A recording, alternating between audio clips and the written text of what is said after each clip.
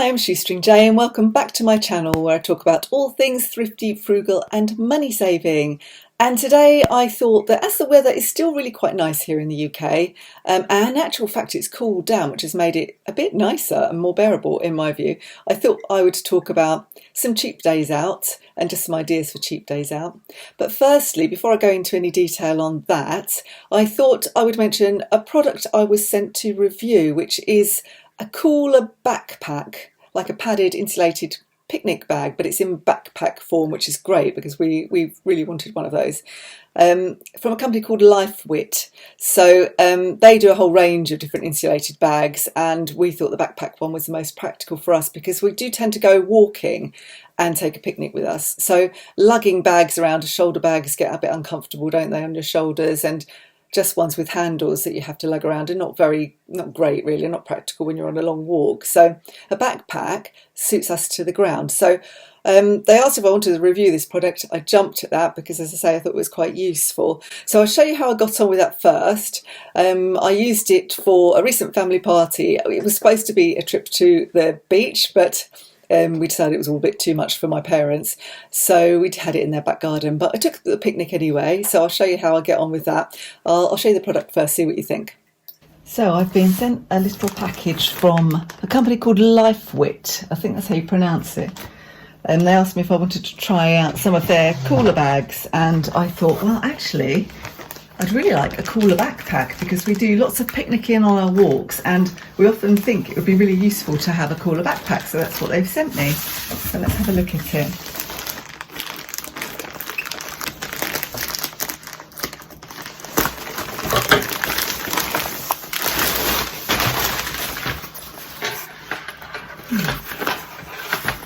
Here it is.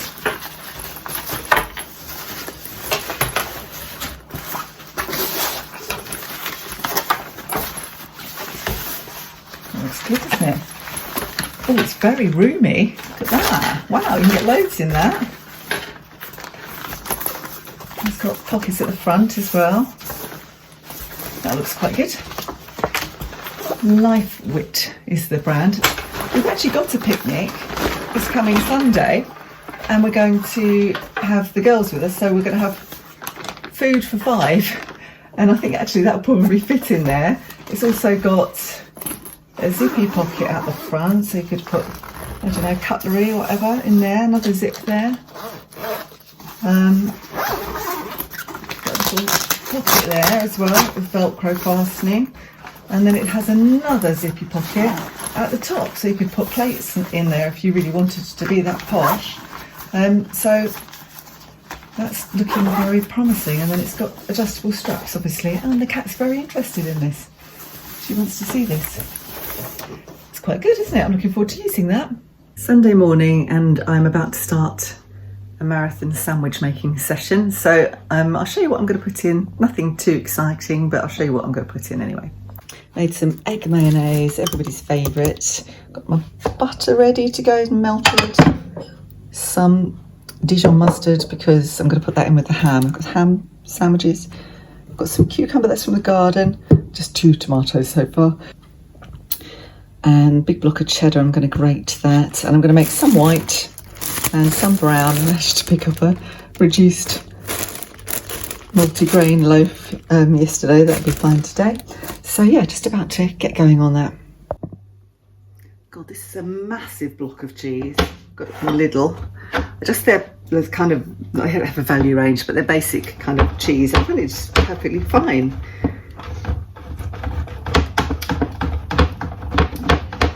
Clearly, I'm going to have to speed this bit up when you see it.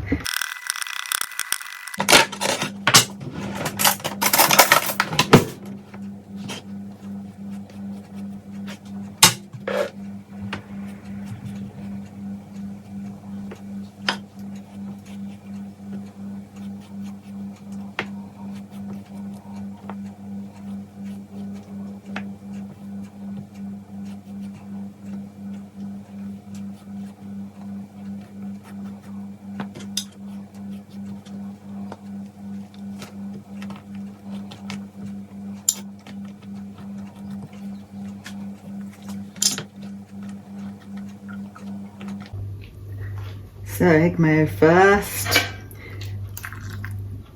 My family all like egg mayonnaise, so I hope I've done enough. It's always tempting. I always tend to make too much because I don't like people to go home hungry. But my sister's taking loads as well. I don't know what she's taking. No doubt she's got the same mentality as me. So, but if we keep them cool, we can always bring them home and have them for tomorrow. So this cucumber out of the garden is so delicious. It's like head and shoulders above the stuff you buy in the shops. That's one. I think I will keep the crusts on today, but still do them this way. If I'm doing a posh sandwich, posh tea party, I always take the crusts off, but you know, people can eat their crusts. There's nothing wrong with the crusts. I'm going to put all of the sandwiches in this massive Tupperware because I just discovered it actually fits into my big old backpack here, my Lifewit backpack, so that'll work really well. And when I get to Mum's, I'll take a nice big plate and we'll put them on a platter and make them look nice, so that'll be good for transporting. Squeeze them all in, it's a bit of trouble. Really have filled it up to the top. That's it, done. Okay, so we can put those in first. And then I really want to keep this cold, so that'll fit in as well. Amazing. I've actually got 2 bottles. I don't think that my family are not really great boozers, but I'll take 2 bottles along, and that's nice because I keep them cold. We have a fruitcake that I made yesterday to go in as well. My sister and my sister-in-law are taking desserts, but I just picked up some strawberries because I thought we'd go with something. And then we have some nice crisps from Frugal. They can go in. I do have some more crisps, then they're not going to fit in, so I will just leave that there. That's probably, I've still got space at the top. I mean, I could put more things in, but I don't want to squeeze it in just for the sake of it. I mean, these things aren't cold, so kind of seems not a lot of point of putting this in. But you know what I'm doing? Put that in first because I don't want to smash my fruitcake. It's not cold. I should have put that in cold actually, and that would have been better. So I've got my fruitcake. Ta-da! And we've got the crisps.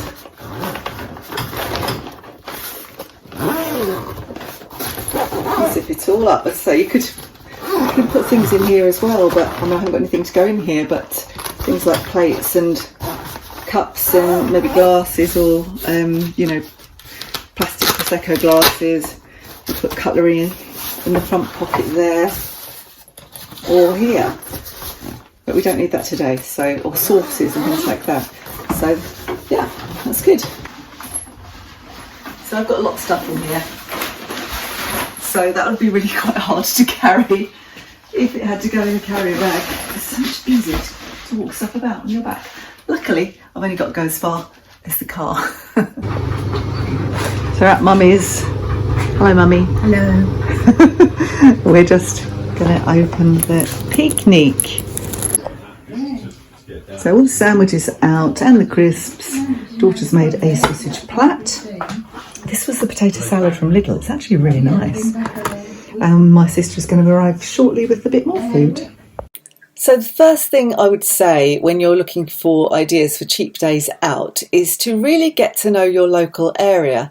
I found in the past when I was working full time, I didn't really have the energy and I just didn't really take advantage of the fact that there was so much good stuff to see in our local area.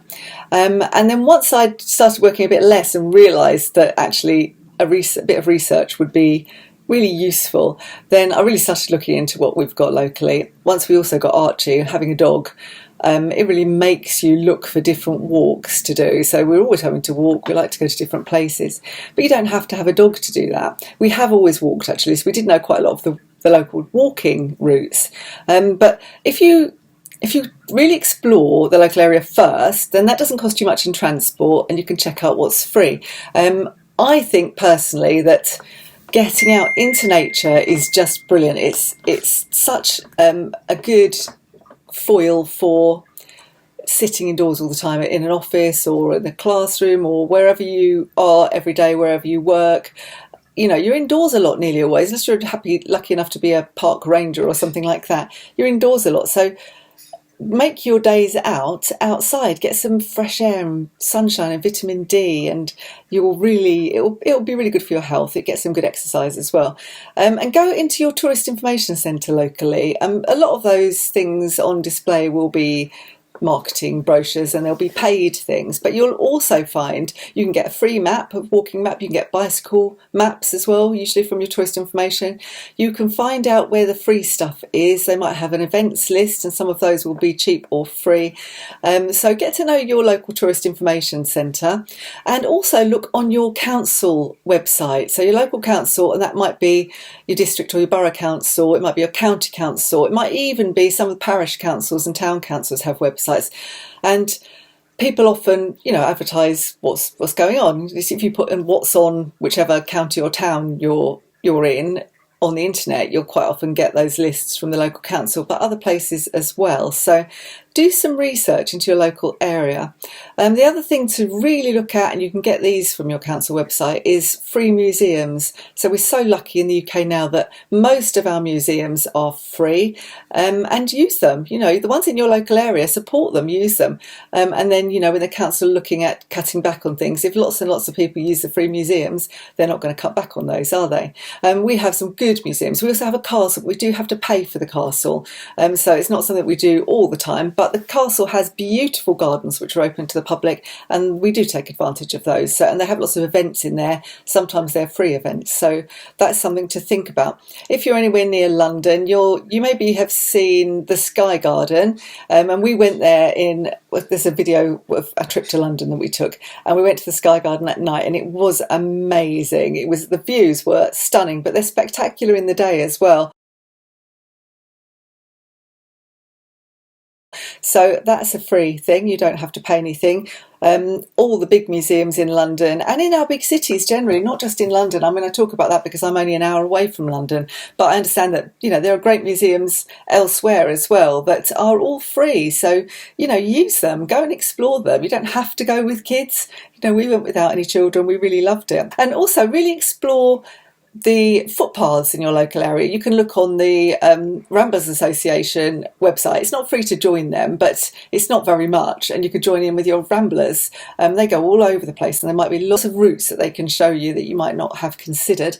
If you are in England, they're building the England Coast Path. It's a lot of it is made up of paths that were already there, but they're trying to make it more accessible and more joined up, really. So if you Google the England Coast Path, you'll see there are bits of that, and you could challenge yourself to do a little bit of the England Coast Path here and there. I'm sure there are good routes in Scotland and Wales. Oh, I know there are in Wales because I've walked some of them, and in Ireland too. That it just doesn't cost anything. It's great exercise, and you get some fresh air, as I said. So cathedrals can be good. Now, not all of the cathedrals are free. I know that some of the big ones really cost quite a lot to get into. We did pay to get into St Paul's Cathedral when we went to London. It was £18 each, but it was well worth it for us. But it's not cheap. It's not particularly cheaped out, particularly if you're taking the whole family.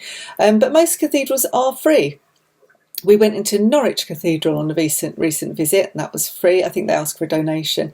We have Ely Cathedral not too far from us that we've been to visit, and St Albans, all absolutely beautiful.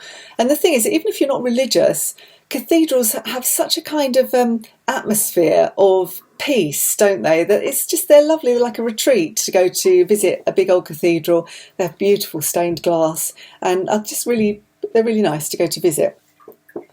And I mentioned cycling and cycle paths just now. If you're in Kent, there's something called the Viking Trail. I do remember a friend telling me about that they'd done some of this around kind of Broadstairs and Margate and that area. If you look on the Kent County Council tourist information website, it will tell you all about the Viking Trail. It's regional cycle network path 15 apparently, and it's the Viking Coastal Trail. So that sounds really good. But there'll be lots of trails like that. As I said, when you start looking on your tourist information pages or in the offices themselves, you'll find there's lots of little things that you perhaps didn't know that were there. We found bits of something called the Pedder's Way that we want to explore. It's not all joined up. Some of it's, had development and that kind of thing. It's really worth having a little look at what the ancient footpaths are in your area. We're lucky enough to live on an island, which means we have a lot of coastline, and we're not too far from the coast. And I absolutely love just having a trip out, just to walk along the coast. Even though we've got quite a lot of coastline near us, there's lots of different types of coast. So we've got sandy beaches, and we've got little stony beaches that have lots of houseboats and things like that on them, and they're really nice to visit. If you go to Walton-on-the-Naze in Essex, where we are, you can go fossil hunting, and there are loads of fossils. If you know what to look for, you can just find little fossilised things within stones on the beach. A lot of people go fossil hunting, but that's the case in a lot of areas of the UK. So have a little fossil hunt. That doesn't cost anything. The kids love it. In some bits of the Suffolk coast, people go hunting for amber, and it is possible to find amber. I have looked and looked, never ever found anything, but I think I don't know what I'm looking for.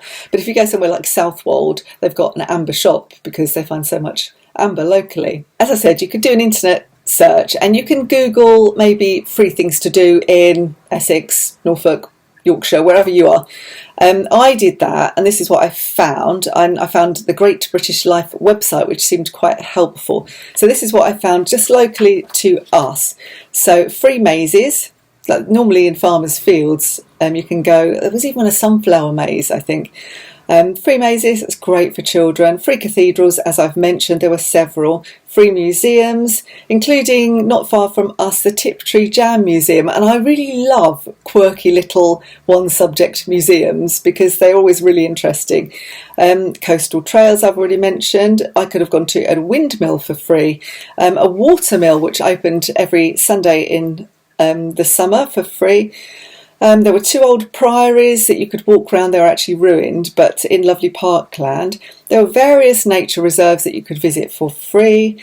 A heritage centre, or a couple of those. Antique centres. Oh, I love an antique centre. I never buy anything, but I love to have a little look around. There were art galleries. We've got a brilliant art gallery here.